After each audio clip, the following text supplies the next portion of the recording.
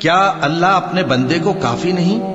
اور اے نبی، یہ تم کو ان لوگوں سے جو اللہ کے سوا ہے یعنی غیر اللہ سے ڈراتے ہیں، اور جس کو اللہ گمراہ رہنے دے اسے کوئی ہدایت دینے والا نہیں، اور جس کو اللہ ہدایت دے اس کو کوئی گمراہ کرنے والا نہیں۔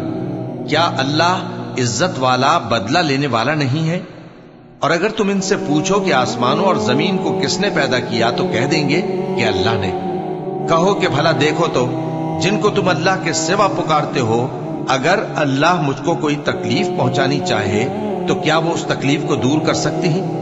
یا اگر وہ مجھ پر مہربانی کرنا چاہے تو کیا وہ اس کی مہربانی کو روک سکتے ہیں؟ کہہ دو کہ مجھے اللہ ہی کافی ہے، بھروسہ رکھنے والے اسی پر بھروسہ رکھتے ہیں۔ اللہ وہ معبود برحق ہے کہ اس کے سوا کوئی عبادت کے لائق نہیں، زندہ ہے، سب کو تھامنے والا، اسے نہ اونگ آتی ہے نہ نیند۔ جو کچھ آسمانوں میں اور جو کچھ زمین میں ہے سب اسی کا ہے۔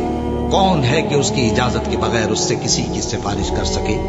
جو کچھ لوگوں کے روبرو ہو رہا ہے اور جو کچھ ان کے پیچھے ہو چکا ہے اسے سب معلوم ہے، اور لوگ اس کی معلومات میں سے کسی چیز پر دسترس حاصل نہیں کر سکتے۔ ہاں، جس قدر وہ چاہتا ہے اسی قدر معلوم کرا دیتا ہے۔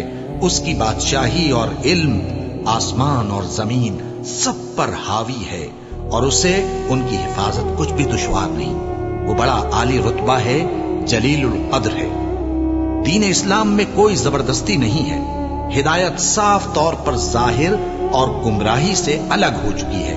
تو جو شخص بتوں سے اعتقاد نہ رکھے اور اللہ پر ایمان لائے، اس نے ایسی مضبوط رسی ہاتھ میں پکڑ لی ہے جو کبھی ٹوٹنے والی نہیں، اور اللہ سب کچھ سنتا ہے، سب کچھ جانتا ہے۔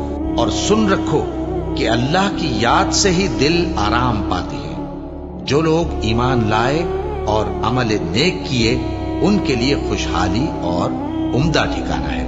جو شخص دنیا کی آسودگی کا خواہش مند ہو تو ہم اس میں سے جسے چاہتے ہیں اور جتنا چاہتے ہیں جلد دے دیتے ہیں۔ پھر اس کے لیے جہنم کو ٹھکانہ مقرر کر رکھا ہے، جس میں وہ نفرین سن کر اور درگاہ الہی سے راندہ ہو کر داخل ہوگا۔ اور جو شخص آخرت کا خواستگار ہو اور اس میں اتنی کوشش کرے جتنی اسے لائق ہے، اور وہ مومن بھی ہو، تو ایسے ہی لوگوں کی کوشش ٹھکانے لگتی ہے۔ ہم ان کو اور ان کو سب کو تمہارے پروردگار کی بخشش سے مدد دیتی ہیں، اور تمہارے پروردگار کی بخشش کسی سے رکی ہوئی نہیں۔ دیکھو ہم نے کس طرح بعض کو بعض پر فضیلت بخشی ہے، اور آخرت درجوں میں دنیا سے بہت برتر اور برتری میں کہیں بڑھ کر ہے۔ اور اللہ کے ساتھ کوئی اور معبود نہ بنانا کہ ملامتیں سن کر اور بے کس ہو کر بیٹھے رہ جاؤ گے۔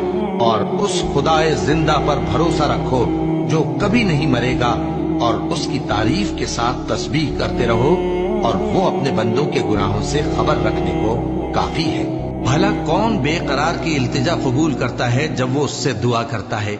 اور کون اس کی تکلیف کو دور کرتا ہے؟ اور کون تم کو زمین میں اگلوں کا جانشین بناتا ہے؟ یہ سب کچھ اللہ کرتا ہے۔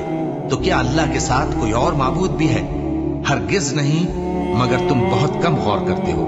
اے پیغمبر، میری طرف سے لوگوں کو کہہ دو کہ اے میرے بندو، جنہوں نے اپنی جانوں پر زیادتی کی ہے، اللہ کی رحمت سے نا امید نہ ہونا۔ اللہ تو سب گناہوں کو بخش دیتا ہے، بے شک وہی تو ہے بڑا بخشنے والا، بڑا مہربان۔